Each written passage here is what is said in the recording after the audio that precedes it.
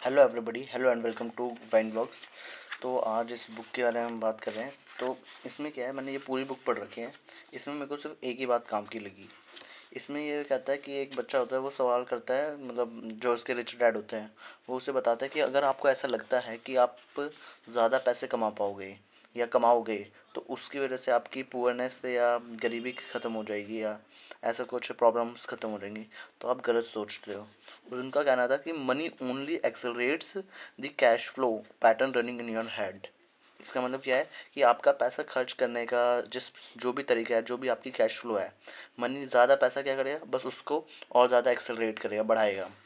अगर आपकी आदत है पैसा बचाने की, जब आपके पास ज़्यादा पैसा आएगा तो आप ज़्यादा पैसा बचाओगे। अगर आपकी आदत है पैसा खर्च करने की, तो आप ज़्यादा पैसा आएगा तो ज़्यादा पैसा ही खर्च करोगे। तो सेम ये कैश फ्लो पैटर्न उन्होंने कैसे समझाया, इस तरीके से समझाया। इनकम स्टेटमेंट में रखा एक इनकम और एक एक्सपेंस, और दूसरा बैलेंस शीट में क्या रखा, assets and liabilities. So like wise this is the cash flow of pattern of a poor person. इसने क्या करा, जॉब करी, इनकम करा, सैलरी ली और एक्सपेंस में उड़ा दी, पूरी खर्च कर दी, ना एसेट में कुछ गया ना लाइबिलिटी में कुछ गया।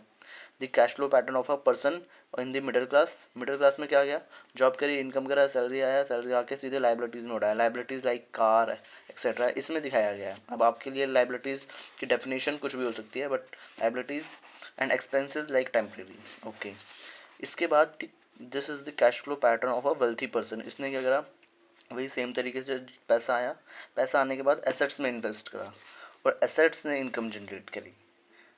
तो अगर आपकी सिचुएशन 1 लाख पर मंथ है, मे बी 10,000 पर मंथ हो, तो इससे कोई फ़र्क नहीं पड़ता है, इम्पॉर्टेंट है आपकी कैश फ्लो। तो कैश फ्लो को समझना है। ओके।